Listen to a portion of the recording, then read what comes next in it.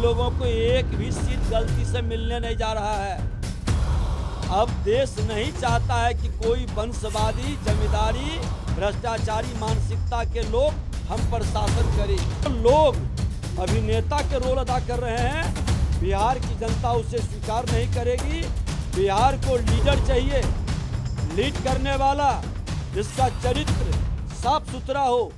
देखिए, राजद ये नौटंकीबाजों की पार्टी है।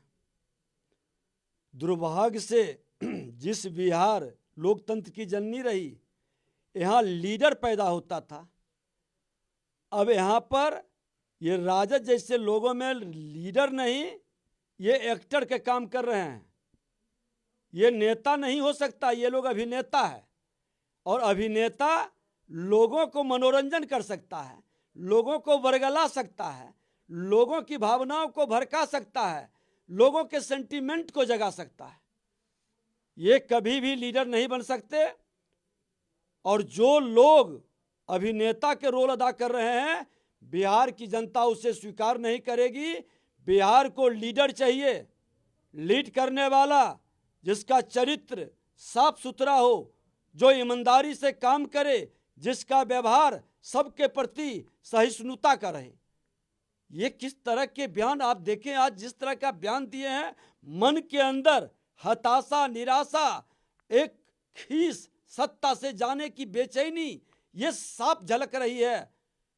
बिहार के मुख्यमंत्री जी समय रहते वो जग गए कि 17 महीना में बिहार को लूट लिया।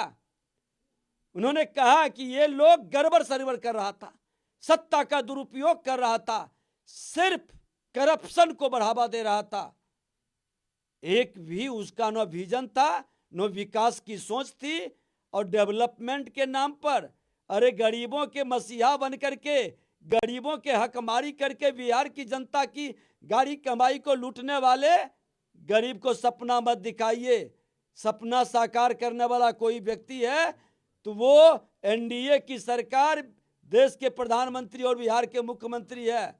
आपको तो एक अवसर सुधरने का मिला था, लेकिन आपने अवसर गंवा दिया।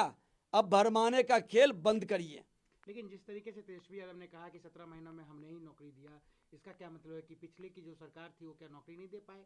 अरे यही तो सच्चाई, इनसे पूछिए कि शिक्षा विभाग में आपके आते ही नौकरी की फाइल खुल गई, बन गई। ये एनडीए की व्यवस्था के तहत बना था। रोजगार के अवसर, हमने बार बार नेता प्रतिपक्ष के नाते कह रहे थे कि 4 लाख शिक्षा विभाग में नौकरी का हमने व्यवस्था, 1.5 लाख के लगभग, 1.25 लाख के लगभग अलग अलग विभागों के अंदर।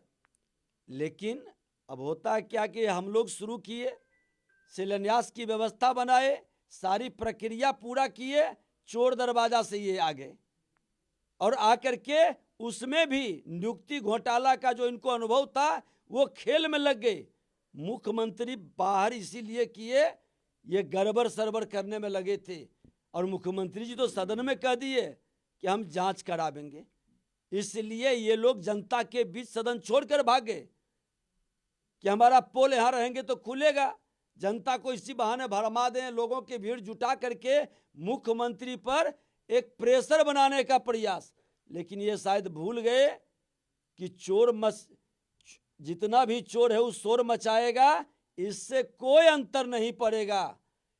अरे आप ईमानदारी से विजन है, बताओ तुम्हारा 17 महीना में एक भी विजन अपना जो विकास के प्रति समर्पित हो, जो नौजवानों के भविष्य को सुरक्षित करता हो और बिहार की जनता के सामाजिक सद्भाव को बढ़ाता हो, एक भी विजन है? ये तो नौकरी छीनने वाले लोग हैं। आज बिहार के अंदर इनके अपराध और भ्रष्टाचार से पलायन के लिए लोग विवश हुआ। इनकी अराजकता से बिहार के उद्योग व्यवस्था नष्ट हुआ, निवेश करना बंद कर दिया। और जब तक निवेशक नहीं आएगा, तब तक रोजगार का अवसर नहीं मिलेगा और हमारे नौजवानों का पलायन नहीं रुकेगा। जब जब एनडीए रहती है, ये अवसर बढ़ता है, इन्वेस्टर आते हैं। लेकिन इनके आते ही और इनका जब जब हंगामा और वातावरण दूषित करते हैं, लोग ठहर जाता है। बिहार की बर्बादी में ऐसे अभिनेताओं की बड़ी भूमिका है जो अपने माँ बाप के गुण से सीखे हैं और बोलते हैं कि उलट पुलट बोलते हैं। अरे बहस करिए, आप सच्चाई है, आपने रोजगार दिया तो डिबेट कर लो आकर के मंच पर, बता देते हैं कि आपके समय में ये सब निकला या ये एनडीए के समय में दिया हुआ था। सर इतना ही नहीं, तेजस्वी यादव, लालू यादव ने आज कहा है कि मोदी फेक हिंदू है।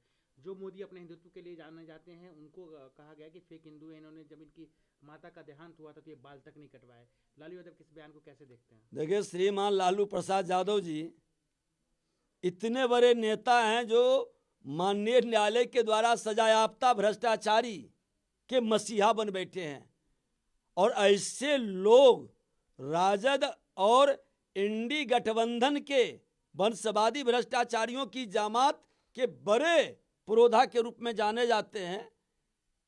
अरे ये तुष्टीकरण की राजनीति से बिहार को जितना बर्बाद किए, अब देश की बर्बादी में चले हैं भूमिका निभाने।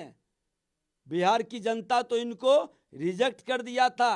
यही बिहार है ना, उस समय इनका माई और बाप दोनों मौजूद थे। उस समय माई बाप काम आया जब 22 सीट पर बिहार की जनता इनको सिमटा दिया। और फिर सुन लीजिएगा कि ये फिर उतना ही के लगभग सीट पर आकर के सिमटेंगे। बिहार की जनता इनको माफ नहीं करने जा रही है। अरे ये तो कुछ उलट पुलट करने वाले लोगों के कारण इनको जीत की अवसर मिल गई थी, लेकिन बिहार की जनता अब सजग हो गई है। एनडीए फिर से 2/3 से ज्यादा बहुमत, 10 वाला बहुमत हासिल करेगा। एक अंतिम सवाल, आज राहुल गांधी भी आए, अखिलेश यादव भी आए। अखिलेश यादव का कहना है कि अगर यूपी बिहार मिल जाए तो 120 सीट ऐसे ही लोकसभा में कम हो जाता है, तो मोदी जी सत्ता से बाहर जाएंगे। आपको लग रहा है कि ये संभव है? यूपी और बिहार मिलेगा और इतिहास कायम करेगा मोदी जी के पक्ष में। इन लोगों को एक भी सीट गलती से मिलने नहीं जा रहा है। अब देश नहीं चाहता है कि कोई वंशवादी, जमींदारी, भ्रष्टाचारी मानसिकता के लोग हम पर शासन करे। जमीन से जुड़ा हुआ जो गरीब के हित की बात करे, सामाजिक समरसता की बात करे, सबका साथ सबका विकास करे, लोग उसी को स्वीकार करेगा।